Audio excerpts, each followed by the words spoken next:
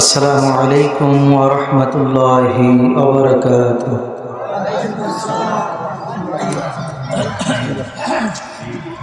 নাহমাদুহু ওয়া নাস্তাঈনুহু ওয়া নাস্তাগফিরুহু ওয়া নাউযু বিল্লাহি মিন শুরুরি আনফুসিনা। من يهدي الله فلا مضل له ومن يضلله فلا هادي له. نشهد أن لا إله إلا الله وحده لا شريك له، ونشهد أن سيدنا نبينا مولانا محمدا عبده ورسوله الذي أرسله بالحق بشيرا ونذيرا وداعيا إلى الله بإذنه وسراجا منيرا. فقد قال الله تعالى في كلامه المجيد وفرقانه الحميد: أعوذ بالله من الشيطان الرجيم. بسم الله الرحمن الرحيم. إن الله وملائكته يصلون على النبي يا أيها الذين آمنوا صلوا عليه وسلموا تسليما. اللهم صل على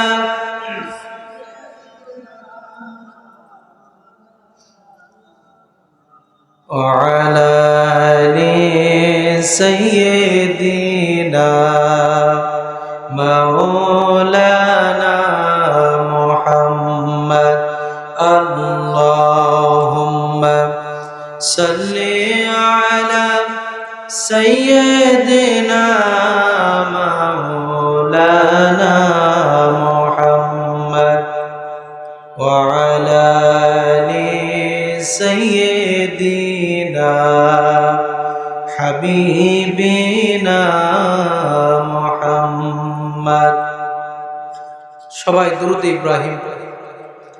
اللهم صل على محمد وعلى آل محمد كما صليت على إبراهيم وعلى آل إبراهيم إنك حميد مجيد.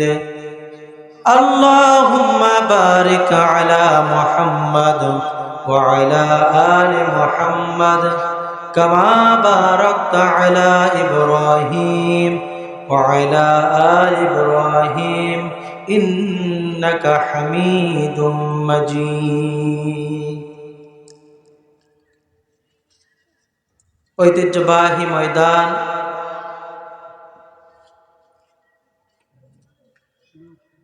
মহেশ্বর চাঁদা উত্তরপাড়া জামে মসজিদের হেল্পফুল ফজর সংগঠন কর্তৃক আয়োজিত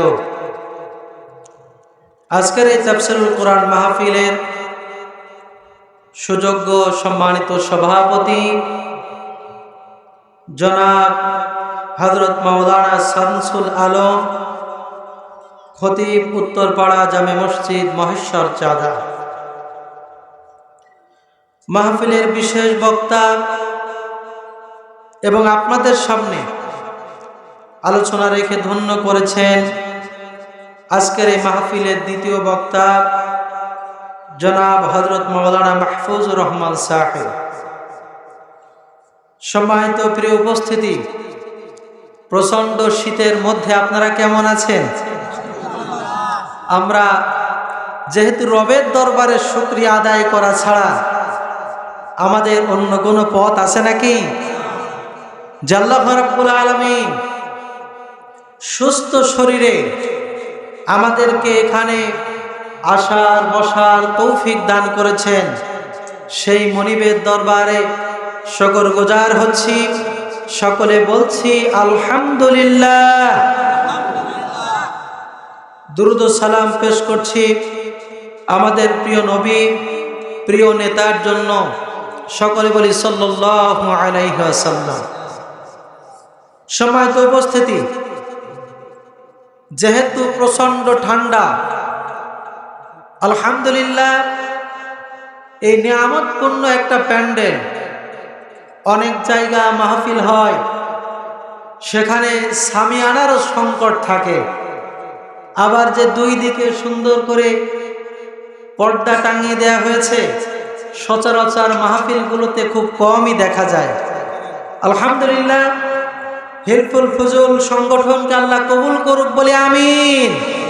আল্লাহ পাক তাদের এই সুন্দর আয়োজনকে কবুল করুক বলে আমিন। সম্মানিত উপস্থিতি, আমি আপনাদের সামনে খুব বেশি লম্বা আলোচনা করতে গিয়ে আপনাদেরকে বিপদে ফেলাবো না ইনশাআল্লাহ। তবে যেহেতু আল্লাহর কথা শোনার জন্য, শোনাবার জন্য এই আয়োজন থেকে আমরা এখান থেকে কেউ উঠে যাব না। যদি আপনাদের শুনতে খারাপ লাগে, আমি জোর করেও শোনাবো না, যেহেতু এ কথা আমার আল্লাহর কথা। কার? আল্লাহর কথাকে আল্লাহ রাব্বুল আলামিনের ইজ্জত সম্মানের দিকে তাকিয়ে আল্লাহর কথা শোনার আগ্রহ পোষণ করাই উচিত। আমি ভূমিকায় আপনাদের সামনে বলে দিতে চাই, যদি আপনাদের কাছে প্রশ্ন করা হয় যে এই কোরআনুল কারীমের মূল টার্গেট কারা, এর উত্তর আমি নিজেই বলে দিই। কোরআনুল কারীমের মূল টার্গেট হচ্ছে মানুষ। মানুষের জন্য এসেছে আল্লাহর পক্ষ থেকে এই কালাম। আমরা যদি জীবনের সকল ক্ষেত্রে আল্লাহ পাকের কালাম থেকে কথা গ্রহণ করতে পারতাম, তাহলে আমাদের অবস্থা অনেক ভালো হতো। আজ কোরআন আছে, হাদিস আছে, কিন্তু কোরআন এবং হাদিস মানার লোকের বড় অভাব আছে। জোরে বলেন ঠিক কিনা? আমরা যদি কোরআন ভিত্তিক জীবন যাপন না করি, তাহলে আল্লাহ রাব্বুল আলামিনের কাছে আমাদের জবাবদিহি করা লাগবে। আর কোরআন কেন্দ্রিক জীবন যাপন করার এবং কোরআনে কারীমের আলোচনা শোনার একটা উপযুক্ত সময় আল্লাহ রাব্বুল আলামিন বাংলাদেশে দান করেছেন বলে আলহামদুলিল্লাহ। আজ জুলাই বিপ্লবের তরুণ ছাত্ররা, তারা যে ত্যাগ স্বীকার করলো, নিজেদের জীবন দিয়ে তারা আজ ফ্যাসিবাদকে রুখে দেওয়ার জন্য চিন্তা ভাবনা করলো। যারা শাহাদাত বরণ করেছে, সেই তরুণ যুবকদেরকে যেন আল্লাহ তাআলা জান্নাতের সর্বোচ্চ জায়গা দান করুক। সকলে বলি আমিন। সম্মানিত উপস্থিতি, এদের পূর্বের মাহফিলগুলোতে কি হয়েছে আপনারা জানেন। নতুন করে মাহফিলগুলোতে আরো কিছু হচ্ছে। আপনারা দেখছেন যে 90 স্বৈরাচারী মন মানসিকতা নিয়ে এক শ্রেণীর ব্যক্তিরা তারা কোরআনে কারীমের আলোচনাকে রুখে দেওয়ার চেষ্টা করছে। জোরে বলেন ঠিক কিনা? আমি তাদেরকে একটু ভদ্র ভাষায় বিনয়ের সাথে বলতে চাই, আপনারা যদি কোরআনের বিরুদ্ধে, ইসলামের বিরুদ্ধে, আলেম ওলামার বিরুদ্ধে যদি অবস্থান গ্রহণ করেন, ফ্যাসিবাদদের যেই পরিণতি হয়েছে আপনাদেরকেও একই পরিণতি ভোগ করতে হবে। সুতরাং আল্লাহ তাআলা এই কোরআনের পক্ষে আমাদেরকে টিকে থাকার তৌফিক দান করুন, সকলে বলি আমিন। আল্লাহ তাআলা বলছেন হুদাল লিন্নাস, এই কোরআন হচ্ছে মানব গোষ্ঠীর জন্য হেদায়েত। হাযা বায়ানুল লিন্নাস, আর এই কোরআন হচ্ছে মানব জাতির জন্য পথ নির্দেশনা, বায়ান, আল্লাহ পাকের পক্ষ থেকে দেয়া বিরাট বক্তৃতার কিতাব। সুবহানাল্লাহ বলবেন না? আল্লাহ তাআলা এই কোরআনকে পাঠিয়েছেন। এখন কোরআনের টার্গেট যেহেতু মানুষ, আর আমরা আল্লাহ পাকের গোলাম, আমাদের দায়িত্বটা কি? কোরআনে কারিমে আল্লাহ রাব্বুল আলামিন বলছেন, ইয়া আইয়ুহান নাসু উবুদু রাব্বাকুমুল্লাযী খালাকাকুম ওয়াল্লাযীনা মিন ক্বাবলিকুম লাআল্লাকুম তাত্তাকুন। আল্লাহ রাব্বুল আলামিন বলছেন, হে মানুষেরা, উবুদু রাব্বাকুম, তোমার রবের গোলামি করো, যিনি তোমাদেরকে সৃষ্টি করেছেন। আল্লাহ পাক বলছেন শুধু তোমাদেরকে না, ইতিপূর্বে যারা দুনিয়ার বুকে এসেছে আল্লাহ পাক তাদেরকেও সৃষ্টি করেছেন। তাই জন্য আল্লাহর ইবাদত করো, আল্লাহর হুকুম পালন করো, লাআল্লাকুম তাত্তাকুন, সম্ভবত তোমরা মুত্তাকি বান্দা হতে পারবে। সুবহানাল্লাহ বলবেন না? সুতরাং এই কোরআন রবের হুকুম যদি আমরা পালন করতে পারি, মুত্তাকি হতে পারবো। রবের দেখানো পথে চলতে পারলে রব আমাদের উপরে খুশি হবে। আল্লাহ তাআলা এজন্যই তো আমাদেরকে পয়দা করেছে। কোরআনুল কারীমের ভিন্ন জায়গায় আল্লাহ বলেন, ওয়ামা খালাকতুল জিন্না ওয়াল ইনসা ইল্লা লিয়াবুদুন, মানুষ এবং জিন জাতিকে সৃষ্টি করেছি আমার ইবাদত করার জন্য। কার ইবাদত? আল্লাহ পাকের ইবাদত। আর এই ইবাদত হচ্ছে আল্লাহ পাকের কাছ থেকে রক্ষা পাওয়ার মূল চাবিকাঠি। হাদিস শরীফের ভিতরে এসেছে, প্রত্যেক বনি আদমকে কিয়ামতের ময়দানে 5টি প্রশ্ন সম্পর্কে জিজ্ঞাসা করা হবে। 5টি প্রশ্ন সম্পর্কে জিজ্ঞাসা না করে তাদেরকে এক পা সামনের দিকে এগোতে দেয়া হবে না।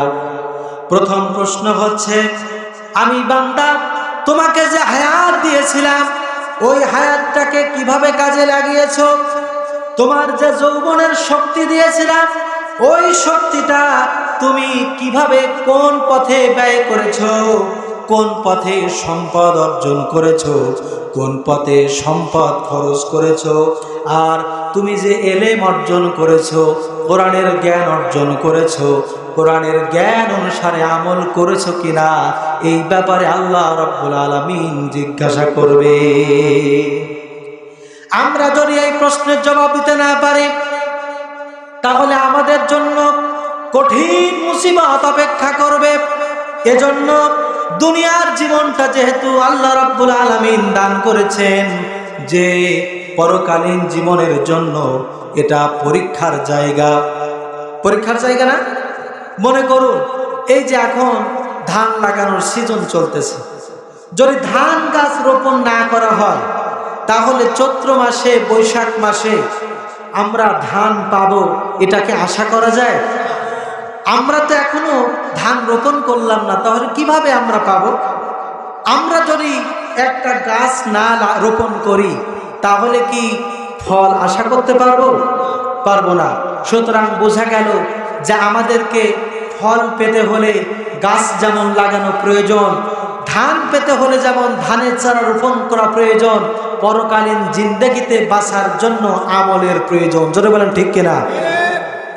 এজন্য একজন কবি বলেছেন, আমল সে জিন্দেগি बनती है ये जन्नत भी ओ जहन्नम भी,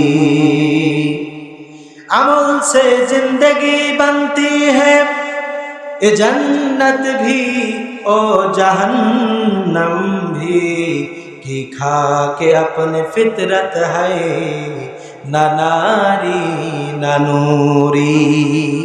আমলের জিন্দেগি তৈরি করো, আপনার আমলের মাধ্যমে প্রমাণ আপনি নিজেই করবেন আপনার এই দেহটা জান্নাতে যাবে নাকি জাহান্নামে যাবে, আপনি নির্ধারণ করেন। যেহেতু আল্লাহ রাব্বুল আলামিন আমাদের এই শরীরকে পরকালীন জিন্দেগিতে বাঁচাবার জন্য রবের হুকুম পালন করা ছাড়া অন্য কোনো পথ নাই, এজন্য আমলের জিন্দেগি তৈরি করতে হবে। আর আমল যদি আমরা তৈরি করতে না পারি নাজাত পাওয়ার কোনো সম্ভাবনা নাই, ঠিক কিনা বলে? আজ আমাদের সমাজের অবস্থা হয়েছে এমন যে আমরা অনেকে অনেক বাহাদুরি করি, অর্থাৎ কোন রকম একটু সূরা ফাতিহা বা অন্য কোন একটা সূরা পেরেছে তো দেখা গেল নিজেদেরকে অনেক বুজুর্গ মনে করে, অনেক জ্ঞানবান মনে করে। এমন লোকের সংখ্যা বেশি না কম? অনেক বেশি। তো আসলে আমাদেরকে অবশ্যই আল্লাহর হুকুম পালন করতে হবে, আর আল্লাহর হুকুম অনুসারে আমাদেরকে চলতে হবে। আর আল্লাহ পাক যেমন ঈমানদার চান ওই ধরনের ঈমানদার হতে হবে। এজন্য একজন কবি বলেছেন, গুফতার কা কিরদার কা আমল কা মুমিন, গুফতার কা কিরদার কা আমল কা মুমিন, দুন্ডার কর नहीं मिलता কুরআন কা মুমিন। আজ আমাদের সমাজের মধ্যে কত রকম ঈমানদার খুঁজে পাওয়া যায়, তাদের কথার মধ্যে থাকে ফুলঝুরি, কত সুন্দর কথা বলে, দেখায় ঈমানের বাহাদুরি, কিন্তু এই কোরআন যেমন ঈমানদার চায় ওই দরের ঈমানদার হতে পারে না, ঠিক কিনা? এজন্য ঈমানদার হতে হবে, পরকালীন জিন্দেগির জন্য আমাদের কাজ করতে হবে। সম্মানিত উপস্থিতি, আপনারা কি রাজি আছেন যে আমরা পরকালীন জিন্দেগির কাজ করব, পরকালে আল্লাহর তরফ থেকে জান্নাত পাবো, এরকম আশা কি আপনারা করেন? কারা কারা করেন একটু হাত তুলে দেখান তো দেখি, বলে আলহামদুলিল্লাহ। আল্লাহ পাক আমাদেরকে জান্নাতি উপযোগী আমল করার তৌফিক দান করুন, বলি আমিন। সম্মানিত উপস্থিতি, আমরা কোরআনুল কারীম থেকে সরাসরি কথা বলতে চাই, শয়তানের ওয়াসওয়াসা থেকে পানাহ চাওয়ার উদ্দেশ্যে আমার সাথে সবাই পড়ে, আউযু বিল্লাহি মিনাশ শাইতানির রাজীম, বিসমিল্লাহির রহমানির রহিম, ওয়ালাকাদ খালাকনাল ইনসানা ওয়া না'লামু মা তুওয়াসওয়িসু বিহি নাফসুহু ওয়া নাহনু আকরাবু ইলাইহি মিন হাবলিল ওয়ারিদ। সাদাকাল্লাহুল আলিয়্যুল আযীম। সূরা কাফ, দ্বিতীয় রুকু। আল্লাহ রাব্বুল আলামিন বলছেন, আমি অবশ্যই মানব জাতিকে সৃষ্টি করেছি। সাউন্ডটা কমাই দেন। আমি অবশ্যই মানব জাতিকে সৃষ্টি করেছি এবং তার মনের মধ্যে কি ওয়াসওয়াসা হয় আমি আল্লাহ জানি। কে জানেন? আর আমি আমার বান্দার এই ঘাড়ের যে রগ, এই রগের চাইতে বেশি নিকটবর্তী, বলি সুবহানাল্লাহ। আমি যে সূরা থেকে তেলাওয়াত করেছি সূরা কাফ, 50 নম্বর সূরা। এই সূরাটি মক্কায় অবতীর্ণ। এই সূরার আয়াত সংখ্যা 45টি এবং রুকু সংখ্যা 3টি। আল্লাহ রাব্বুল আলামিন এই সূরাটি রাসূল করিম সাল্লাল্লাহু আলাইহি সাল্লামের মাক্কি জীবনে নাজিল করেছেন। আল্লাহ তাআলা এই সূরার মধ্যে পরকালীন জীবনের প্রস্তুতির কথা এবং মানুষের দায়িত্ব মূল্যবোধের কথা পেশ করেছেন। আল্লাহ রাব্বুল আলামিন এখানে পেশ করছেন ওয়ালাকাদ খালাকনাল ইনসান, আমি মানুষকে সৃষ্টি করেছি। মানুষকে কে সৃষ্টি করেছেন? সবাই বলেন, কে সৃষ্টি করেছেন?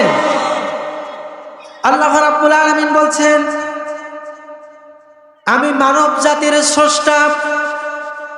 খালাকাল ইনসান আল্লামাহুল বায়ান, আমি মানুষকে সৃষ্টি করেছি আর তার কথা বলার যোগ্যতা আমি আল্লাহ দান করেছি। সুবহানাল্লাহ বলবেন না?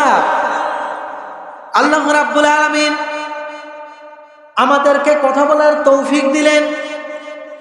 মানব জাতি আমরা কোরআন কেন্দ্রিক জীবন যাপনের তৌফিক দিলেন। আমাদের মুখের কোনো ভাষা ছিল না, আল্লাহ রাব্বুল আলামিন কথা বলার মতো তৌফিক আমাদেরকে দান করে দিলেন। শুধু তাই নয়, আল্লাহ বলেন বান্দারে, এমন একটা সময় তুমি ছিলে যখন তোমাকে কেউ চিনতো না, জানতো না, তোমার কোনো নাম ছিল না, পরিচয় ছিল না। আল্লাহ পাক বলেন হাল আতা আলাল ইনসানি ঈনুম মিনাদ দাহরি লাম ইয়াকুন শাইআম মাযকুরা, মানুষের জীবনে কি এমন একটা সময় এসেছিল না যে মানুষ উল্লেখযোগ্য কোনো বিষয় বস্তু হিসেবে পরিগণিত ছিল না? তোমার নাম ছিল না, পরিচয় ছিল না, পৃথিবীর কেউ তোমাকে চিনতো না, জানতো না। আল্লাহ রাব্বুল আলামিন বলছেন বান্দারে, যখন তোমার কোনো পরিচয় ছিল না, পৃথিবীর কেউ তোমাকে চিনতো না, আমি আল্লাহ রাব্বুল আলামিন তোমাকে পয়দা করেছি মাতৃগর্ভের ভিতরে। আল্লাহ বলেন ইন্না খালাকনাকুম মিন তুরাবিন সুম্মা মিন নুতফাতিন সুম্মা মিন আলাকাতিন সুম্মা মিন মুদগা, আমি আল্লাহ রাব্বুল আলামিন মানুষকে সৃষ্টি করেছি মাটির দ্বারা, মাটির নির্যাস দ্বারা সৃষ্টি করেছি। মাটির নির্যাস দ্বারা আল্লাহ রাব্বুল আলামিন এই মাটির উৎপাদিত ফল ফসল আদি থেকে আমাদের পিতামাতা তারা খাদ্য খাবার গ্রহণ করেছে, এরপরে তাদের শরীরে হরমোন তৈরি হয়েছে।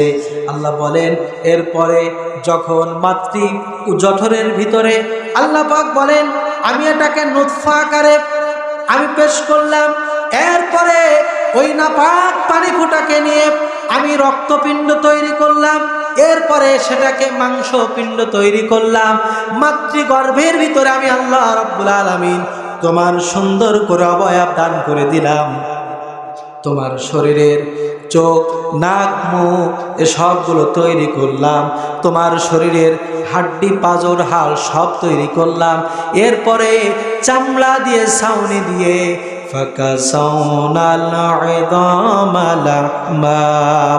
আমি আল্লাহ রাব্বুল আলামিন চামড়া দিয়ে, ছাউনি দিয়ে সুন্দর করে মায়ের পেটের ভিতরে আমি আল্লাহ পাক আস্তে আস্তে বড় বানালাম। সুবহানাল্লাহ। এরপর আল্লাহ রাব্বুল আলামিন বলছেন মাতৃগর্ভের ভিতরে মা 10 মাস 10 দিন গর্ভের ভিতরে রেখে সুম্মা নুখরিজুকুম তিফলা, বাচ্চা আকারে আমি এই দুনিয়ার বুকে আমি আল্লাহ তোমাদেরকে পাঠায় দিলাম। বলি সুবহানাল্লাহ। ওই আল্লাহ রাব্বুল আলামিন মাতৃগর্ভের ভিতরে কি করে বানালেন, কি সুন্দর করে আমাদের বডি তৈরি করলেন, নাক মুখ তৈরি করে দিলেন। আল্লাহ রাব্বুল আলামিন এমন সুন্দর করে বানালেন। আল্লাহ পাক বলেন লাকাদ খালাকনাল ইনসানা ফি আহসানি তাকওয়িম, বান্দারে আমি তোমাকে এমন সুন্দর করে মাতৃগর্ভের ভিতরে বানালাম। আমি আল্লাহ পাক উত্তম আকৃতি দিয়ে আমি বান্দাদেরকে তৈরি করেছি। বলি সুবহানাল্লাহ। আল্লাহ পাক কত সুন্দর স্রষ্টা, মানুষগুলি কত সুন্দর করে আল্লাহ বানিয়েছেন। দেখুন আমাদের যে নাক, এই নাকটা এমন জায়গায় আল্লাহ দিয়েছেন, যদি নাকটা এখানে না হয়ে পিঠের কাছে হতো, খাদ্য খাবার মাখিয়ে তারপরে পিঠের কাছে নিয়ে ওই খাবারটা শুকানো লাগতো। ঠিক কিনা বলেন? যে এটা আসলে বাসি খাবার নাকি আসলে ভালো খাবার, ঠিক না? কিন্তু আল্লাহ রাব্বুল আলামিন এমন সুন্দর করে নাক সেট করে দিলেন, এমন জায়গায় সেট করে দিলেন, আপনি খাবার মাখিয়ে যখনই মুখ বরাবর নেবেন, নাকে ঘ্রাণ শুকে ব্রেন সার্টিফাই করে দেবে এই খাবার খাওয়া যাবে না, এটা বাসি খাবার, এটা নষ্ট হয়ে গেছে। আল্লাহ পাক এমন সুন্দর করে বানালে, আল্লাহ তাই বললেন, বান্দা আমি এত সুন্দর করে মানুষ বানালাম, ফাতাবারাকাল্লাহ, আমি আল্লাহ পাক অতি বরকত দিয়ে তোমাদেরকে বানিয়েছি, আহসানুল খালিকিন, আমি আল্লাহ পাক অতি উত্তম স্রষ্টা। বলে সুবহানাল্লাহ। আল্লাহ রাব্বুল আলামিন মাতৃগর্ভে কিভাবে বানালেন? হযরত আব্দুল্লাহ ইবনে মাসউদ রাদিয়াল্লাহু তাআলা আনহু তিনি বর্ণনা করেছেন, রাসূল করিম সাল্লাল্লাহু আলাইহি সাল্লাম বলেন, যখন মাতৃগর্ভে বীর্য আকারে থাকে, আল্লাহ বলেন, আল্লাহ পাক তখন, আল্লাহ পাকের নবী বলেন, আল্লাহ পাক একজন ফেরেশতা তখন পাঠিয়ে দেন ওই ভ্রূণ ওটার দিকে নজর রাখার জন্য। যখন মাতৃগর্ভে 40টা দিন থাকে, সেটা নুতফা আকারে, শুক্র আকারে, এরপরে তার 40 দিন পর জমাট বাঁধা রক্ত আকারে তৈরি হয়। এরপরে তার 40 দিন পরে, অর্থাৎ 180 দিন পর সেটা একটা মাংসপিণ্ড আকারে তৈরি হয়। আল্লাহ রাব্বুল আলামিন ওই সময় ওই ফেরেশতাকে নির্দেশ করে, আমার ওই বান্দার 4টে জিনিস তার সাথে লিখে দাও। 1 নম্বর হলো রিজিক, সে দুনিয়ার বুকে কি খাবে, কি খেয়ে বেঁচে থাকবে, কতটুকু খাবার সে গ্রহণ করবে, তার লিখে দাও। 2 নম্বর হলো তার হায়াত, কতদিন দুনিয়ার বুকে বেঁচে থাকবে, সেটাও লিখে দাও। 3 নম্বরে সে কি কর্ম করবে, কোন কর্মের জীবিকা গ্রহণ করবে, এটা লিখে দাও। 4 নম্বর হলো তার পরিণতি, সে ভালো হবে নাকি খারাপ হবে, জান্নাতি হবে নাকি জাহান্নামী হবে। আল্লাহ রাব্বুল আলামিন মাতৃগর্ভে ওই সন্তানের রুহুতে, সন্তানের তাকদিরে আল্লাহ লিখে দেন। বলি সুবহানাল্লাহ। দুনিয়ার বুকে আপনারা প্রশ্ন করতে পারেন, দুনিয়ার বুকে আমরা আসলাম না, তাহলে আল্লাহ পাক কিভাবে লিখলেন? আমরা ভালো কাজ করব নাকি খারাপ কাজ করব, জান্নাতি হব নাকি জাহান্নামী হব, আল্লাহ কিভাবে লিখলেন? প্রশ্ন হতে পারে কিনা? উত্তরটা হচ্ছে, কোনো ক্লাসের শিক্ষক যদি বলে কোনো ছাত্রের দিকে তাকায়া যে তুই পাশ করতে পারবি না, এর অর্থ কি ওই শিক্ষক গায়েব জানে? না, বরং শিক্ষক ভালো করে জানে আমার এই ছাত্রের দৌরাত্ম কত দূর, ঠিক না?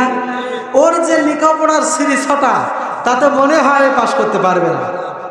আল্লাহ রাব্বুল আলামিন আমাদেরকে সৃষ্টি করেছেন, আল্লাহ পাক ভালো করেই জানেন যে আমরা পরীক্ষায় পাশ করতে পারবো কিনা, জান্নাতে যাওয়ার আমল করতে পারবো কিনা, নাকি জাহান্নামে যাওয়ার আমল করব কিনা।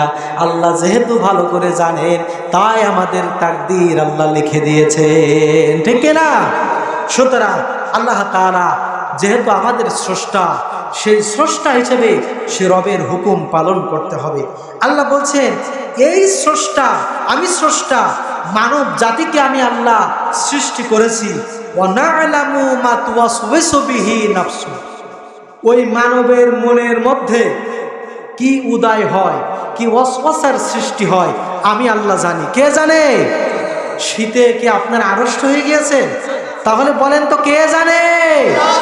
আল্লাহ ভালো করেই জানে। এখন ওয়াসওয়াসাটা কি? ওয়াসওয়াসা হচ্ছে কুমন্ত্রণা, খারাপ চিন্তা, খারাপ মনোনিবেশ, খারাপ মন মানসিকতা। এই ওয়াসওয়াসা তৈরি করে দেয় শয়তান। কিসে করে?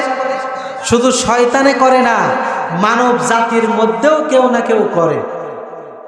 আমার নিজের কথা না, কোরআনে কারীম থেকে শুনুন।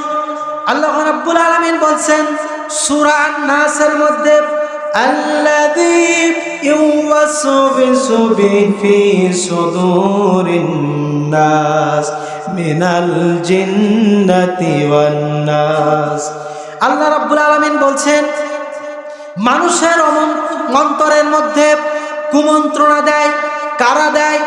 মিনাল জিন্নাতি ওয়ান নাস, জিন এবং মানুষদের মধ্য থেকে মানুষের অন্তরের মধ্যে কুমন্ত্রণা দেয়। তাহলে বোঝা গেল শুধু জিন জাতির মধ্যে শয়তান যারা তারাই ওয়াসওয়াসা দেয় না, মানব জাতির মধ্যে শয়তান যারা তারা ওয়াসওয়াসাও দেয়, ঠিক কিনা? মানব জাতির মধ্যে শয়তানের ওয়াসওয়াসা দেওয়ার লোক কেমন? নামাজে রক্ত হয়েছে, থাক নামাজ পড়তে যে যাওয়ার দরকার নেই। ও নামাজ পড়ে মানুষ কি পায়? হাঁস ডুব দিলে শামাক খুঁজে পায়। এই হুজুররা নামাজ পড়ে কি পায়? কি বলেন, এরকম শয়তান কি পৃথিবীতে নেই? একটু জোরে বলেন, এরকম শয়তান কি নেই? অনেক আছে। ক্যারাম বোর্ডের দোকানে বসে থাকে, ওদিকে নামাজ হয় আর এই দিকে উচ্চ স্বরে তারা কথা বলে, জোরে বলেন ঠিক কিনা? সুতরাং এই শ্রেণীর শয়তানদের থেকে সতর্ক থাকতে হবে। আর জিন জাতির মধ্যে থেকে যারা শয়তান তাদের থেকেও সতর্ক থাকতে হবে।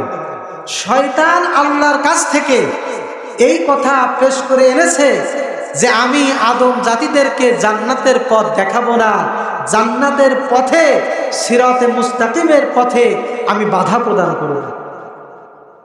কিভাবে বাধা প্রদান করবে? আমার কথা নয়, কোরআনের কথা শুনুন।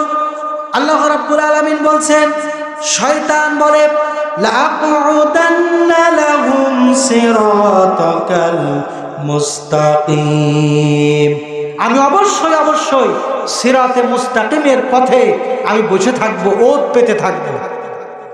ওয়াসওয়াসা দেওয়ার জন্য আদম জাতিকে কিভাবে দেব? ثم لآتينهم من بين أيديهم ومن خلفهم وعن شمائلهم ولا تجد أكثرهم شاكرين। আমি তাদের ডান পাশ থেকে, তাদের বাম পাশ থেকে, তাদের পেছন থেকে, তাদের সামনে থেকে, চতুর্দিক থেকে আমি তাদেরকে ওয়াসওয়াসা দেব, জান্নাতের পথে যেতে দেব না। আর অধিকাংশ বান্দাদেরকে নাশুকরি বান্দা পরিণত করব। নাউজুবিল্লাহ বলবেন না? শয়তান চ্যালেঞ্জ করেছে যে আমি তোমার বান্দাদেরকে জান্নাতে যাওয়ার পথে বাধা হয়ে দাঁড়াবো, ওয়াসওয়াসা দিয়ে আমি তাদেরকে দিয়ে খারাপ কাজ করব। জোরে বলেন ঠিক কিনা? এজন্য এই শয়তান, জিন শয়তান আর মানুষ শয়তান থেকে পানাহা দিতে পারেন কে? এজন্য কোরআনে কারীম পড়ার শুরুতে আমরা বলে থাকি আউযু বিল্লাহি মিনাশ শাইতানির রাজিম। আয় আল্লাহ, বিতাড়িত মারদুদ শয়তান থেকে তোমার কাছে পানাহ চাই, বলি সুবহানাল্লাহ। এখন আমরা এই শয়তানের ওয়াসওয়াসা থেকে বাঁচবো কিভাবে? কোন উপায়ে আমরা বাঁচব? আমাদের যে নফস, আমাদের যে আত্মা, এটা দুনিয়া থেকে তৈরি হয়নি। নফস আমাদের রূহ আল্লাহ পাক তৈরি করেছেন আলমে আরওয়াহে, রুহের জগতে। রুহের জগতে যে রুহু তৈরি হয়েছে, ওই রুহু বাঁচাবার জন্য এই যে কম দামের ফুলকপি বাঁধাকপি খাওয়ালে হবে না, হবে নাকি? রুহুকে সব জিনিস খাবে? রুহু কি খাবে? রুহের একমাত্র খোরাক হলো তেলাওয়াতে কোরআন, তেলাওয়াতে কোরআন। জোরে বলেন ঠিক কিনা? কোরআনে কারীমের তেলাওয়াত রুহুর খোরাক, তাফসীর মাহফিল রুহুর খোরাক। রুহুর খোরাক যখন পেয়ে যায়, আল্লাহ পাক বলছেন ওয়াইদা তুলিয়াত আলাইহিম আয়াতুহু যাদাতুহুম ঈমানা। আমি আমার বান্দা যখন কোরআনে কারীম থেকে তেলাওয়াত শুনে, আমি আমার বান্দার ঈমানকে বৃদ্ধি করে দিই। সুবহানাল্লাহ বলবেন না? সুতরাং রুহের খোরাক দিতে হবে, মনটাকে কাজ দিতে হবে। কাকে? আপনাদের কি কোনো কষ্ট আছে? এই মনের কাজ দেয়া লাগবে, রুহের কাজ দেয়া লাগবে। রুহের কাজটা কি? রুহের কাজ হলো আপনি এমন অবস্থায় উপনীত হচ্ছেন বাসে চড়ে কোথাও যাচ্ছেন, আপনার জবানকে আপনি খালি রাখবেন না। ওই সময় যদি আপনি জিকির করতেন সুবহানাল্লাহ, আলহামদুলিল্লাহ, লা ইলাহা ইল্লাল্লাহ, এ ধরনের জিকির যদি করতেন তাহলে জান্নাতের ভিতরে আরো নিয়ামত লাভ করতে পারতাম। জোরে বলেন ঠিক কিনা? কিয়ামতের ময়দানে জান্নাতি বান্দাদের মনের মধ্যে কোনো দুঃখ থাকবে না, কিন্তু একটা দুঃখ থাকবে। কয়টা দুঃখ বলেন? কয়টা? একটা দুঃখ। জান্নাতীরা মনে মনে ভাববে, আহারে দুনিয়ার বুকে কত বেহুদা সময় নষ্ট করেছি, ফালতু সময় কাটিয়েছি, চায়ের দোকানে আড্ডায় কাটিয়েছি, বাসে চড়ে কোথাও গিয়েছি, বিভিন্ন গল্পে কাটিয়েছি, মোবাইল দেখে দেখে কাটিয়েছি। কিন্তু ওই সময়টা যদি আমরা সুবহানাল্লাহ, আলহামদুলিল্লাহ, লা ইলাহা ইল্লাল্লাহ এই জিকির যদি করতাম, জান্নাতের মধ্যে আরো নিয়ামত লাভ করতে পারতাম। সুবহানাল্লাহ বলে। সুতরাং আমাদেরকে ওই চিন্তাধারা করতে হবে, আমাদের ভালো কাজ করতে হবে, এই ওয়াসওয়াসা থেকে মুক্ত হতে হবে। আল্লাহ রাব্বুল আলামিন এরপরে বলছেন, বান্দারে তোমার মনের মধ্যে যে ওয়াসওয়াসা হয় আমি আল্লাহ জানি, আর আমি কোন জায়গায় থাকি শোনো। ওয়া নাহনু আকরাবু ইলাইহি মিন হাবলিল ওয়ারিদ। আমি আমার বান্দার সারা যে ঘাড়ের কাছে আমাদের মাথা, এর চাইতেও বেশি নিকটে থাকি। সুবহানাল্লাহ বলবেন না? শুধু তাই না, আল্লাহ রাব্বুল আলামিন বলছেন, দুইজন নিয়ন্ত্রণকারী ফেরেশতা আমি আল্লাহ রাব্বুল আলামিন সেট করে দেই। ওই বান্দা কোথায় যায় আল্লাহ রাব্বুল আলামিন সেটা ভালো করে জানেন। কোরআনে কারিমে আল্লাহ পাক বলেন, ইয়ালামু খায়নাতাল আয়ুনি ওয়া মা তুখফিস সুদূর। বান্দারে তোমার অন্তরের মধ্যে কি লুকোচুরি খেলে, তোমার চোখ আর চোখে কোন দিকে তাকাও, কোন নিয়তে তাকাও, আমি আল্লাহ ভালো করে জানি। জোরে বলেন, কে জানেন? আল্লাহ রাব্বুল আলামিন ভালো করে জানেন। তিনি এমন স্রষ্টা, সব তিনি ভালো করে জানেন। যেখানে আল্লাহর বিরুদ্ধচারণ করা হয়, কোরআনের বিপক্ষতা করা হয়, আলেম ওলামাদেরকে ধরে ফাঁসি দেওয়া হবে, এরকম পরিকল্পনা যেখানে করা হয়, আল্লাহ রাব্বুল আলামিন কি ওই কথা শুনতে পান না? এটা তো ইমানের প্রশ্ন। শুনতে পারেন কিনা বলেন? শুনতে পারেন। এই যে আমাদের বাংলাদেশে আহারে কোরআনের পাখি সহ কত আলেম ওলামাদেরকে দুনিয়া থেকে বিদায় করা হলো। তাদেরকে বিদায় করার উদ্দেশ্যে অনেক মন্ত্রীরা মিটিং করেছে, এমপিরা মিটিং করেছে এক জায়গায়, যে অমুক বারে তাকে শেষ করে দেওয়া হোক। আর একজন ইবলিস বলেছিল, বিচারের কি দরকার, ফাঁসি দিয়ে দাও। বলেছিল কেন বলেন? এই বেয়াদবগুলোর অবস্থান আজ কোথায়? আজ কোথায়? আল্লাহ রাব্বুল আলামিন ইন্তেকাম নিচ্ছেন, আরো নিবেন। এই যে গোপন মিটিং যখন করেছে, আল্লাহ কি ছিল না? আল্লাহ রাব্বুল আলামিন বলছেন, শোনো, ওয়া হুয়া মাআহুম ইয ইউবাইতুনা মা লা ইয়ারদা মিনাল কওল। আল্লাহ বলেন, আমি তো তখনও তোমাদের সাথে থাকি যখন তোমরা আল্লাহর মর্জির খেলা পরামর্শ করো, আমি আল্লাহ তখনও তাদের সাথে থাকি। তোমরা যে কূট কৌশল করেছিলে আলেমদেরকে ফাঁসি দেওয়ার জন্য, আল্লাহ পাক বলছেন যে আমি সাথে ছিলাম, আমি জানি কে কতটুকু অন্যায় করেছে। আল্লাহ রাব্বুল আলামিন বলছেন, তাই না, তাম পৃথিবীর বুকে সকল মাখলুকাতের খবর রাখে।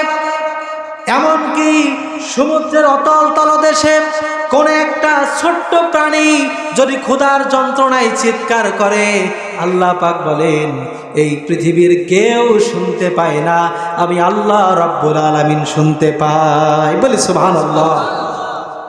আল্লাহ রাব্বুল আলামিন বলছেন, শুধু তাই নয়, গাছের একটা পাতা যখন ঝরে পড়ে কিনা, আমরা একটা কথা বলি যে আল্লাহর বিনা হুকুমে গাছের পাতাও পড়ে না, এরকম একটা কথা আমরা বলি।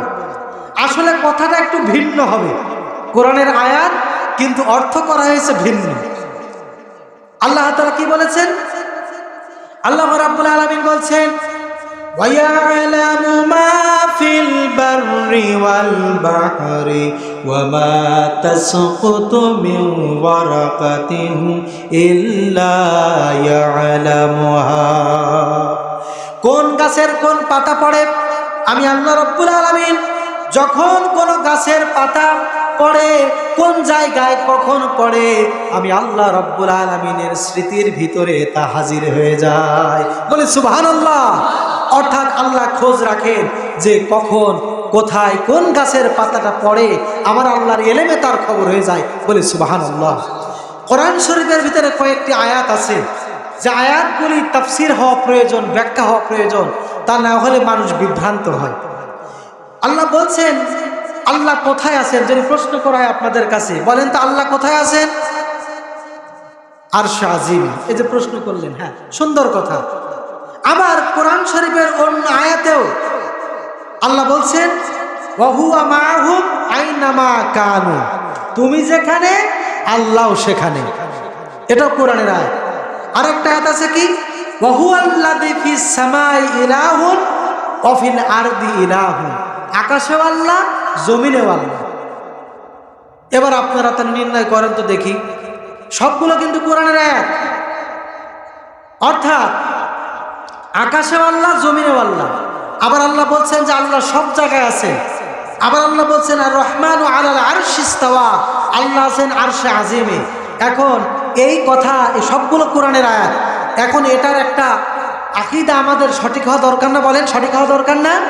অবশ্যই দরকার, কিন্তু আমাদের বুঝটা এখানে সঠিক হয় না, এজন্য তো আলেম ওলামার প্রয়োজন। জোরে বলেন ঠিক কিনা? কিন্তু দুর্ভাগ্যজনক সত্য, বাংলাদেশের বুকে নব্য স্বৈরাচারেরা আলেমদেরকে ফাঁসি দেওয়ার মাধ্যমে দুনিয়া থেকে হত্যা করার চেষ্টা করে। জোরে বলেন ঠিক কিনা? আলেমদের বিদায় হয়ে যাওয়ার কারণে আজ আমাদের অবস্থা এই পর্যায়ে হয়ে যায়। এখন এটার ব্যাখ্যাটা কি? এটার ব্যাখ্যা করার জন্য সৌদি আরবের একজন শরিয়া ফ্যাকাল্টির ডিন তিনি সুন্দর এই আয়াতে কারিমার ব্যাখ্যা করেছেন। তিনি বলেছেন ইন্নাল্লাহা আলাল আরশি যাতান ওয়া ফি কুল্লি মাকানি কুদরাতান, আল্লাহ রাব্বুল আলামিন আরশে আজিমে আছেন, কিন্তু কুদরতি শক্তি দিয়ে গোটা সৃষ্টি আল্লাহ পরিব্যাপ্ত করে রেখেছেন। সুবহানাল্লাহ বলবেন না? তাহলে আল্লাহ তাআলা এটা সুন্দর করে পরিব্যাপ্ত করে রেখে দিয়েছেন। তো এজন্য আল্লাহ আরশে আজিমে আছেন, এটাই সত্য, কিন্তু কুদরতি শক্তি দিয়ে কোথায় কি হয়, কে কি করে, আল্লাহর ইলমের মধ্যে তার খবর হয়ে যায়। বলি সুবহানাল্লাহ। সম্মানিত উপস্থিতি, আপনাদের কষ্ট হচ্ছে খুব, আমি শেষ করে দেব। এখানে এই পাশে জোরে কথা হচ্ছে, শুনছেন তো আপনারা? এখানে কি বাজার বসানো হয়েছে? মারামারি? ছি ছি ছি ছি, আস্তাগফিরুল্লাহিল আযীম। আমরা সবাই জিকির করি লা ইলাহা ইল্লাল্লাহ, লা ইলাহা ইল্লাল্লাহ, লা ইলাহা ইল্লাল্লাহ, লা ইলাহা ইল্লাল্লাহ মুহাম্মাদুর রাসূলুল্লাহ। সম্মানিত উপস্থিতি, আল্লাহ রাব্বুল আলামিন তিনি সকল কাজের হিসাব রাখবেন। বান্দা কে কি করে, কোথায় যায়, সব কি আপনারা কি এই মারামারি দেখতে চাচ্ছেন নাকি মুরব্বীরা? না, এই যে কিছু মুরব্বীরা মারামারি দেখতে চাচ্ছে। শোনেন, শয়তানের কাজ শয়তানে করে। মাহফিলের পাশে বিশৃঙ্খলা করা, যারা বিশৃঙ্খলা প্রকৃতপক্ষে করছে, এটা কি ভালো কাজ না খারাপ কাজ? খারাপ কাজ। কিসের কাজ? শয়তানের কাজ। শয়তানের কাজ শয়তানে করছে। আপনারা তাদের ভিতরে মাথা দিয়ে নতুন করে শয়তানি কাজের উদ্ভাবন করার না চেষ্টা করাই ভালো। জোরে বলেন ঠিক কিনা? আমরা আল্লাহর কালাম থেকে বলছি, আমি কি আমার নিজের কোনো কথা বলছি? আল্লাহর কালাম থেকে বলছি। আসলে প্রচণ্ড ঠান্ডা পড়েছে, আমি আপনাদের কষ্ট বুঝছি, আমি খুব বেশি কষ্ট আপনাদেরকে দেব না। তবে আসলে আল্লাহর কথা শুনতে গেলে অধীর আগ্রহ, ধৈর্য, সহ্য প্রয়োজন হয়। কারণ আজকে তো মানুষ হিদায়েতের কথা শুনতে চায় কম, গরম আলোচনা খোঁজ করে, ঠিক না? আরে ভাই, যদি আপনি গরম আলোচনা করে দুনিয়ায় না থাকেন, গরম আলোচনা শুনতে শুনতে দুনিয়া থেকেই হারিয়ে যান, আল্লাহর কাছে দেখাবেন কি? এজন্য আল্লাহর কোরআন বুঝতে হবে, না হলে আল্লাহর কাছে আমাদের জবাবদিহি করা লাগবে। আল্লাহ রাব্বুল আলামিন বলছেন, ইয ইয়াতালাক্কাল মুতালাক্কিয়ানি আনিল ইয়ামিনি ওয়া আনিশ শিমালি কাঈদ। দুজন নিয়ন্ত্রণকারী ফেরেশতা তোমার ডানে এবং বামে বসে কোথায় যাও, কি করো, সবকিছুর হিসাব রাখে।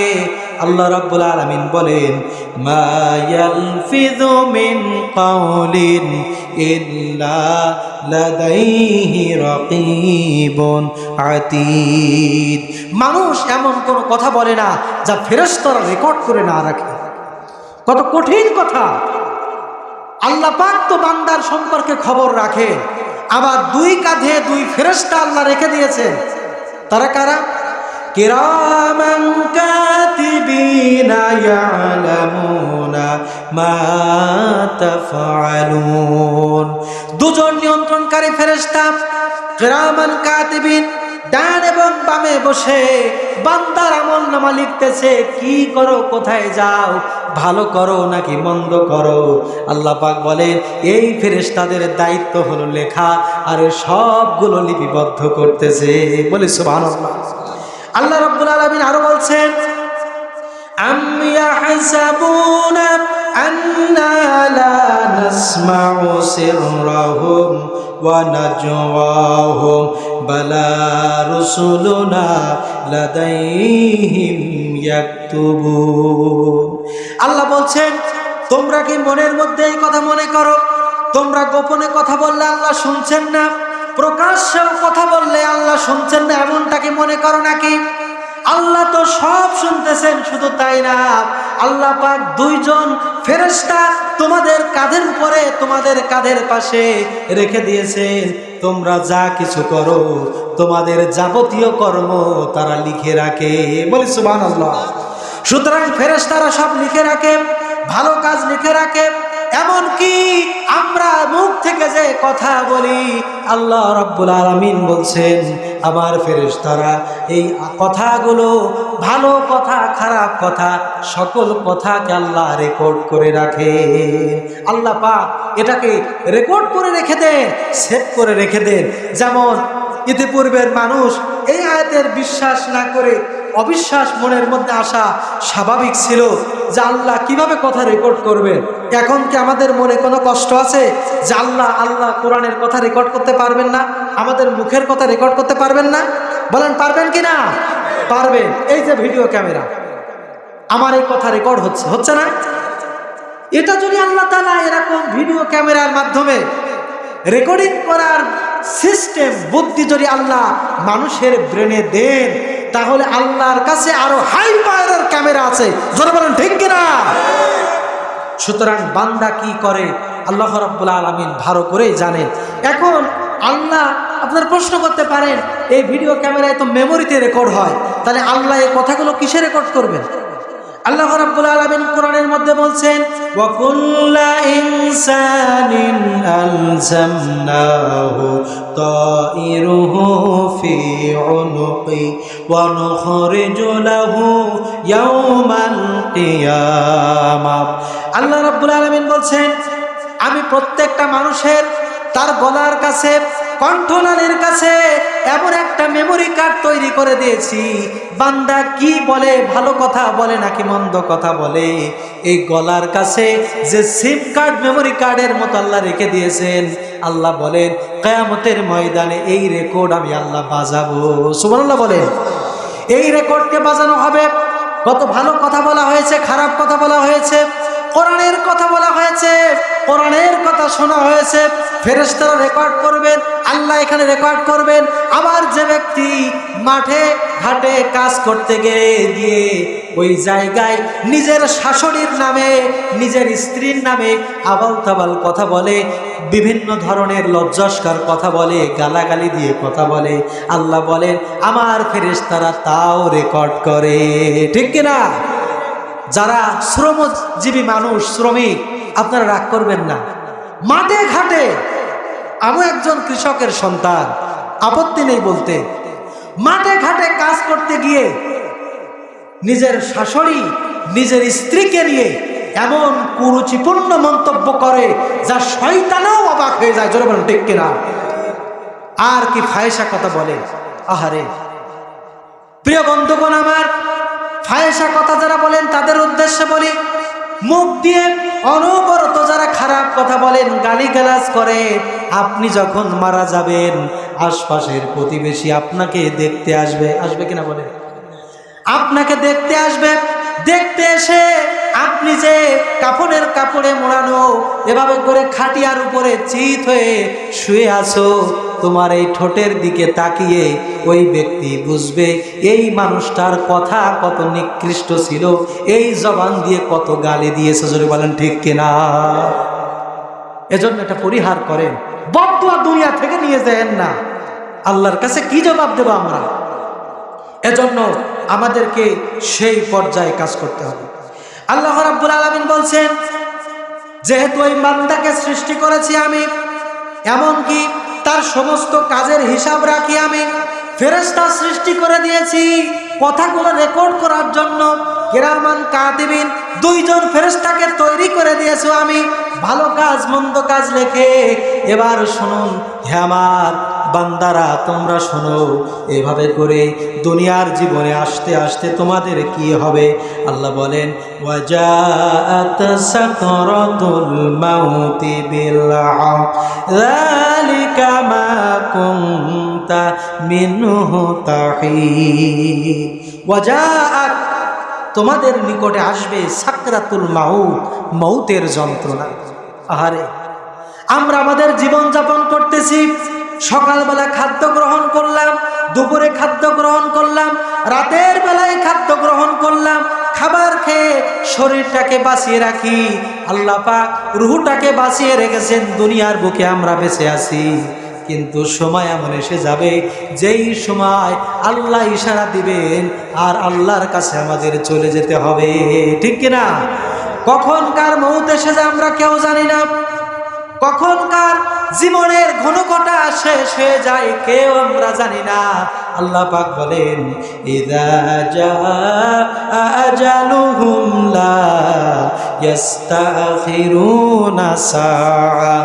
মৃত্যুর নির্ধারিত সময় যখন এসে যাবে, এক সেকেন্ড আগ পাস করা হবে না।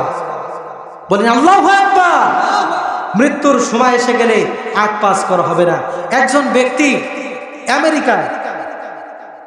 আমেরিকায় একজন ব্যক্তি বিরাট বড় একটা বিল্ডিং এর ছাদের উপর থেকে পড়ে গিয়েছে। পড়ে যাওয়ার পরে লোকটা অনেকটা সুস্থ বলা যায়। এরপর আশপাশের লোকেরা তাকে নিয়ে যাওয়ার জন্য যে কিভাবে নিয়ে যাওয়া যায় হাসপাতালে নিয়ে যাওয়ার চেষ্টা করছে, অ্যাম্বুলেন্সে তোলা হয়েছে।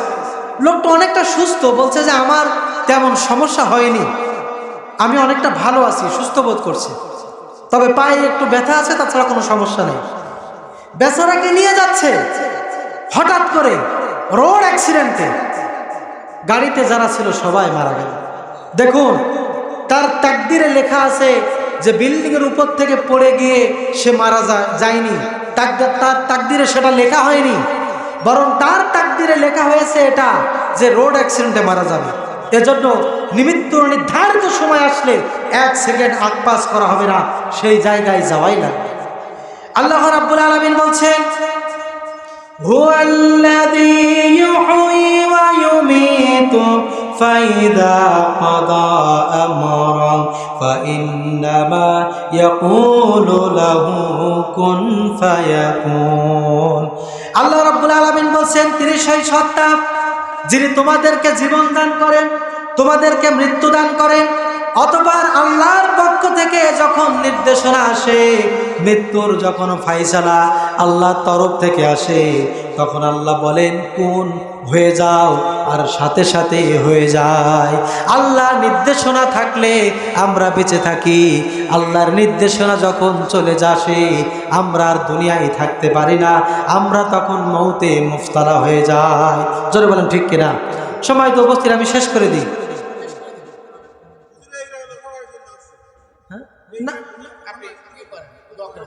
না, বাইরের গ্রামের লোক, তাহলে আপনারা কিছুক্ষণ থাকে।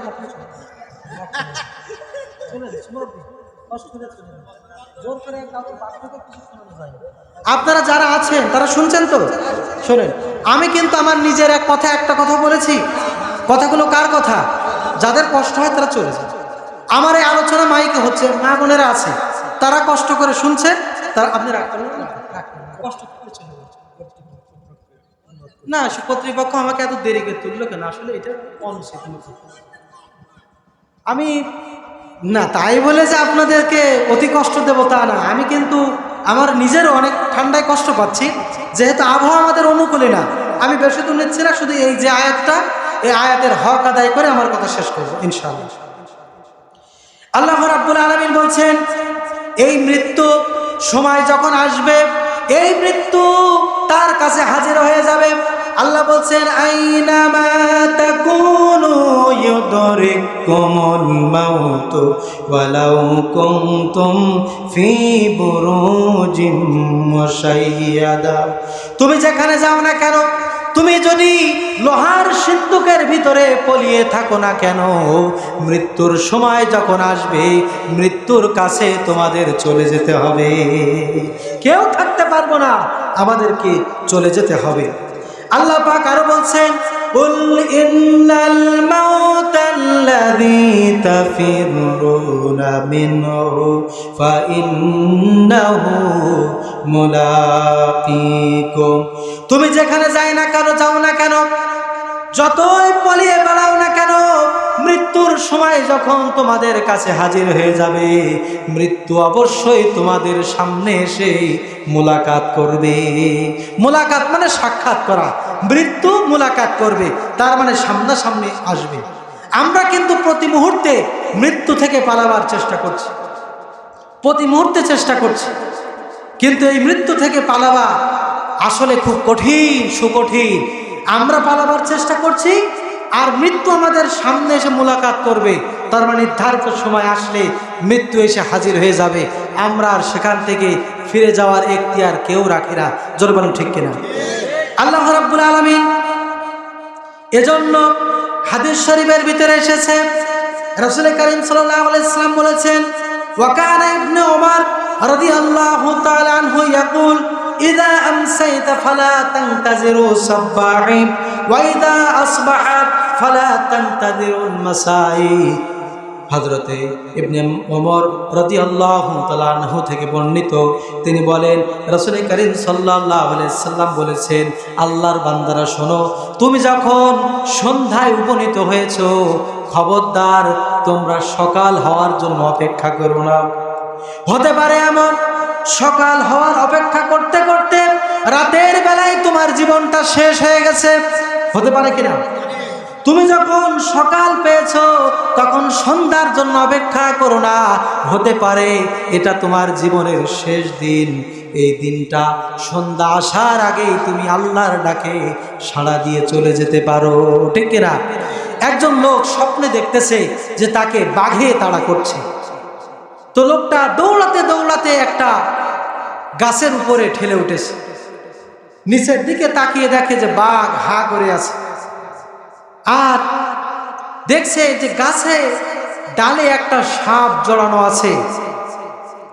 সেই সাপে দংশন করার চিন্তা করছে, আর নিচের দিকে তাকিয়ে দেখে যে পানির ভিতরে কুমির সেখানে হা করে আছে।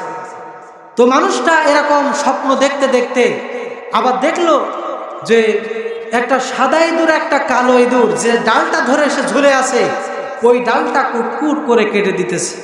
বলেন তো বিপদটা কেমন? বিশাল বড় বিপদ। লোকটা হঠাৎ করে, তারপরে কিছুক্ষণ পরে গাছের ডালে আছে একটা মৌমাছির চাক, সেখান থেকে ফোটায় ফোটায় মধু পড়ছে। লোকটা উপরের দিকে তাকিয়ে, যেই তাকিয়েছে হা হয়ে গেছে। তারপরে মুখে ফোটায় ফোটায় মধু পড়ছে আর মধু চাটতেছে। হঠাৎ করে লোকটার ঘুম ভেঙে গেল। এই মানুষটা একটা আল্লাহর আলেম বান্দার কাছে গেল যে আমি এই ধরনের স্বপ্ন দেখেছি। আল্লাহর বান্দা বুজুর্গ ব্যক্তি বলছেন, তুমি যেটা স্বপ্নে দেখেছ এটা তোমার একার স্বপ্ন নয়, এটা হলো বাস্তব। তামাম পৃথিবীর সমস্ত মানুষের জন্য এটাই হলো বাস্তবতা। তোমাকে যে বাঘে তাড়া করেছিল এটা বাঘ নয়, এটা হলো হযরতে আজরাইল আলাইহিস সালাম, যা প্রত্যেকটা মানুষের পেছনে পেছনে দৌড়াতেছে। তুমি যে ডালটা ধরে ঝুলেছিলে, গাছে উঠেছিলে, এই ডালটা এটা হলো তোমার হায়াত। আর গাছের গোড়া কাটতেছিল সাদা ইঁদুর আর কালো ইঁদুর। সাদা ইঁদুর হলো রাতের প্রতীক, আর কালো ইঁদুর হলো, সাদা ইঁদুর হলো দিনের প্রতীক, আর কালো ইঁদুর হলো রাতের প্রতীক। রাত আর দিন তোমার হায়াতে রশিগাছা কুটকুট করে কেটে দিতেছে। এরপরে তুমি আকাশের দিকে তাকালে, উৎস দিতে তাকালে মধু ফুটা ফুটাই পড়লো। এই মধু হলো দুনিয়া, এই মধু হলো তোমার সুন্দরী স্ত্রী, এই মধু হলো দুনিয়ার বাড়ি গাড়ি ব্যবসা বাণিজ্য। ওই বাড়ি গাড়ি ব্যবসার দিকে তাকায়া দুনিয়ার মধু আরোহণ করতে গিয়ে, লাভ করতে গিয়ে সাপের বিপদের কথা বলেছো, ডাল ভেঙে পড়বে সে বিপদে পড়েছো, বাঘের তাড়া করার বিপদে ভুলে গেছো। ওই যে নিচে কুমির হা করে আছে, এটা হলো তোমার কবর। এজন্য আমাদেরকে পরকালীন জিন্দেগির জন্য আমাদেরকে কাজ করতে হবে। মানুষ কত অসহায়, যখন মৃত্যুর সময় আসবে মানুষ তখন আল্লাহ রাব্বুল আলামিনের কাছে চলে যাবে একান্ত অসহায় হয়ে, ঠিক কিনা? অসহায় হয়ে যাবে। একজন ব্যক্তি যখন মৌতে মুফতালা হয়ে যায়, মৌতের বিছানায় যখন পৌঁছে যায়, লোকের আশেপাশে তাকিয়ে দেখে, কোরআনে কারীম বলছে ফালাউলা ইযা বালাগাতিল হুলকুম ওয়া আনতুম হিনা ইযিন তানজুরুন। মুমূর্ষ ব্যক্তির কাছে যখন মৃত্যুর নিশানা যখন চলে আসে, তখন তোমরা তাকায় তাকায় দেখো, কিন্তু ওই মুমূর্ষ ব্যক্তির জন্য তোমরা কিছুই করতে পারো না। জোরে বলেন ঠিক কিনা? কত মানুষ আপনার আপনজনেরা চোখের সামনে মারা যাবে আর আপনি কিছুই করতে পারবেন না। এই পর্যায়ে আসতে আসতে আল্লাহ বলছেন যে এভাবে করে যখন মৌতের বিছানায় মানুষ যখন পৌঁছে যাবে, তখন এক সময় আল্লাহ পাক তাদেরকে কিয়ামতের ওই হুঁশিয়ারির ব্যাপারে সাবধান করছে। আল্লাহ পাকের পরে বলছেন وَنُفِخَ فِي الصُّورِ ذَلِكَ يَوْمُ الْوَعِيدِ। আল্লাহ বলছেন সিংগায় ফুৎকার হবে, আর এই ফুৎকারের আওয়াজে আল্লাহ পাক বলছেন যে কিয়ামত সংগঠিত হবে, আর ওই কিয়ামতের মাঠে আমাদের উপনীত হতে হবে।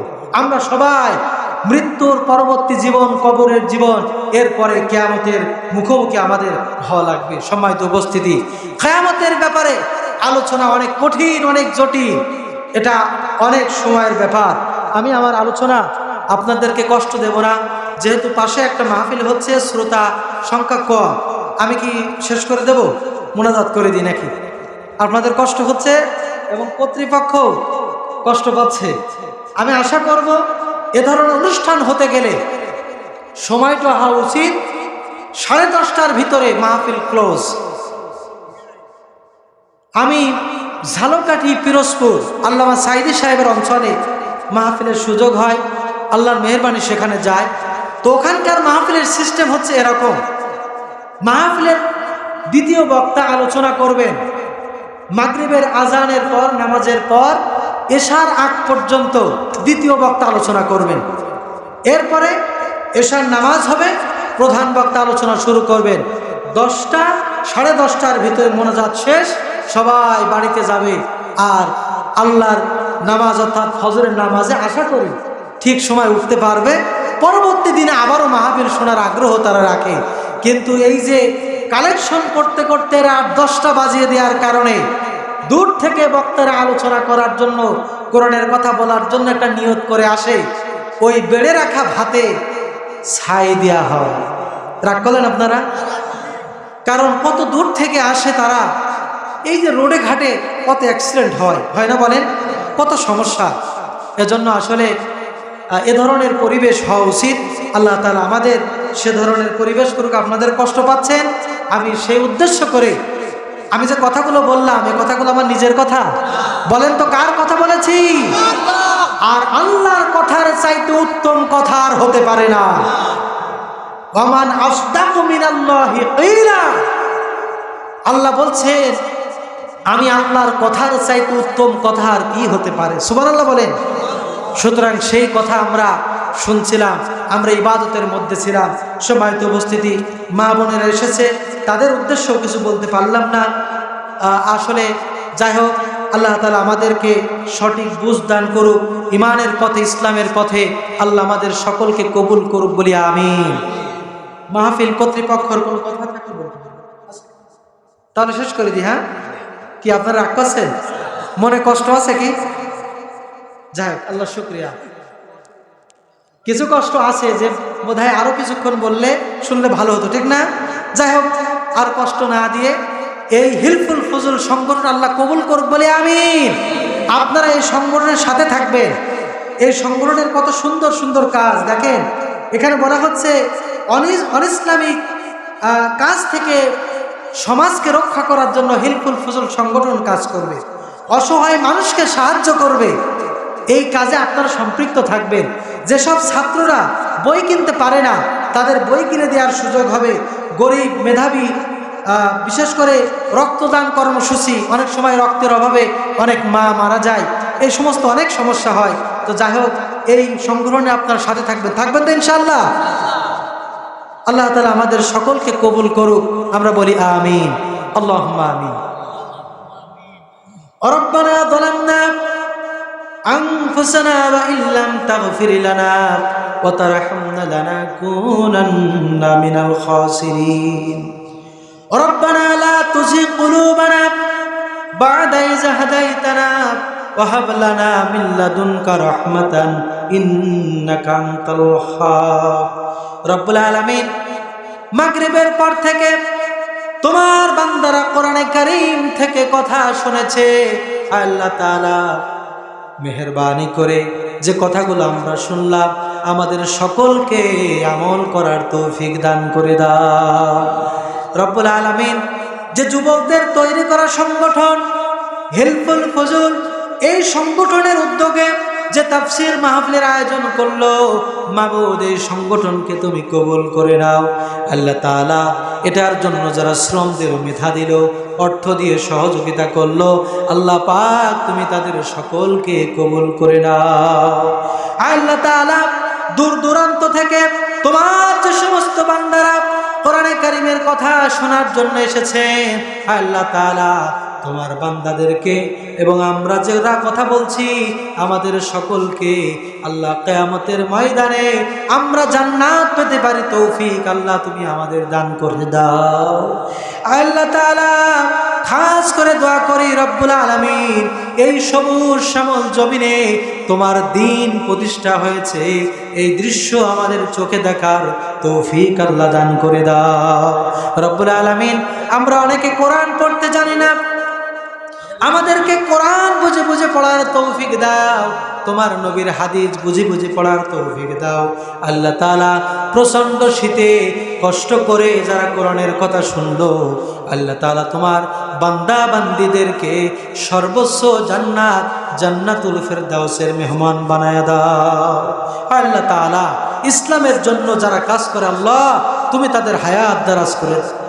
আল্লাহ তাআলা, দোয়া করি এই বাংলাদেশে কোরআনের পাখি, কোরআনের বুলবুলি, কোরআন দিয়ে কথা বলতো, ফ্যাসিবাদদের দোসর যারা, তারা তাকে দুনিয়া থেকে বিদায় করে দিয়েছে। মাবুদ, তোমার দরবারে খাস করে দোয়া করি আল্লাহ তাআলা, কোরআনের পাখিকে আল্লাহ তুমি জান্নাতের সর্বোচ্চ মাকাম দান করে দাও। যে সমস্ত আলেমেরা মজলুম অবস্থায় জেল খাটতে খাটতে দুনিয়া থেকে বিদায় হয়ে গেছে, আল্লাহ তুমি তাদের সকলকে ক্ষমা করে দাও। আমাদের আপনজনেরা যারা কহিন অন্ধকার কবরে চলে গেছে, তাদেরকে আল্লাহ তুমি ক্ষমা করে দাও। আমাদের পিতামাতাদেরকে হেদায়েত দান করে দাও, সন্তানদেরকে হেদায়েত দান করে দাও। স্ত্রী পুত্র পরিজন যার যা দিয়েছ আল্লাহ সকলকে তুমি হেদায়েত দান করে দাও। এই মঞ্চের উপরে যারা আলেম আছে তাদেরকে আল্লাহ কবুল করে নাও, এই সংগঠনটাকে কবুল করে নাও, তাফসীর মাহফিলকে আল্লাহ তুমি কবুল করে নাও। ও রব্বানা তাকাব্বাল মিন্না ইন্নাকা আনতাস সামিউল আলিম ওয়া তুব আলাইনা ইন্নাকা আনতাত তাওয়াবুর রহিম। সুবহান রাব্বিকা রাব্বিল ইজ্জাতি আম্মা ইয়াসিফুন ওয়া সালামুন আলাল মুরসালিন ওয়ালহামদুলিল্লাহি রাব্বিল আলামিন। ওয়াজাল আখিরাত কালিমাতিনা ইনদাল মাউতি লা ইলাহা ইল্লাল্লাহু মুহাম্মাদুর রাসূলুল্লাহ। আসসালামু আলাইকুম ওয়া রাহমাতুল্লাহ।